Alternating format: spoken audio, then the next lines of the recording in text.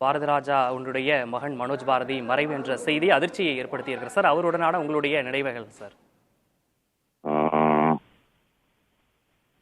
இந்த அதிர்ச்சியில இருந்து இன்னும் நான் மீளல. நான் இன்னும் நம்பல. அந்த குழந்தைய எனக்கு 5 வயசுல இருந்து தெரியும். அப்பொழுது நான் தாஜ் கவர்மெண்டல் ஹோட்டல்ல வெயிட்டரா வேலை செஞ்சுட்டு இருந்தேன். அப்போ நீச்சல் பயிற்சிக்காக அங்க வருவாரு. எல்லாரும் சொல்லுவாங்க பாரதிராஜா பையன், பாரதிராஜா பையன். அந்த வயசுல இருந்து அவர் எனக்கு தெரியும். ஆனால் ஒரு பெரும் நட்சத்திர இயக்குனருடைய மகன் என்கின்ற ஒரு அகம்பாவம் அவர்கிட்ட இன்னைக்குமே இருந்ததில்லை. மிக எளிமையா, மிக எல்லா விஷயத்தையும் கத்துக்கணுன்ற ஒரு ஆர்வம் இருக்கிற ஒரு இளைஞர். சார் 5 வயசுல இருந்து நீங்க மனோஜை பாக்குறேன் அப்படின்றதெல்லாம் சொல்லியிருந்தீங்க சார். அவரு மற்றவர்களுடைய எப்படி பழகுவாரு, ரொம்ப சுறுசுறுப்பானவர்லாம் சொன்னாங்களே சார். அந்த சுறுசுறுப்பானவர் அதுதான். தன்னுடைய அப்பா ஒரு பெரிய நட்சத்திர இயக்குனர் என்ற அந்த அடையாளத்தெல்லாம் அவர் எடுத்துக்கவே மாட்டார். அவர் இருப்பாரு.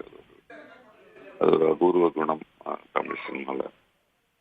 ஸோ நிறைய கனவுகளை வச்சிருந்தாரு, நிறைய திட்டங்களை வச்சிருந்தாரு. நிறைய முறை எங்கிட்ட பேசியிருக்காரு.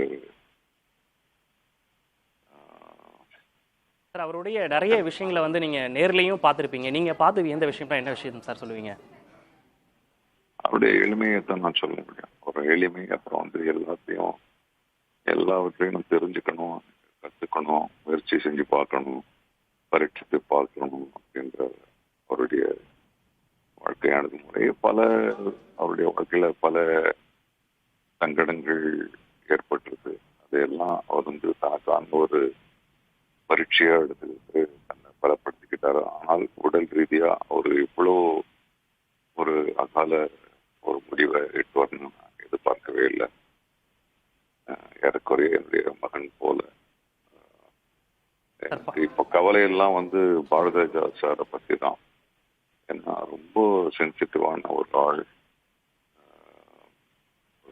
ரொம்ப சென்சிட்டிவான ஒரு கிரியேட்டர். அவர் எப்படி இதை தாங்கி பாருங்க, கவலையா இருக்கு.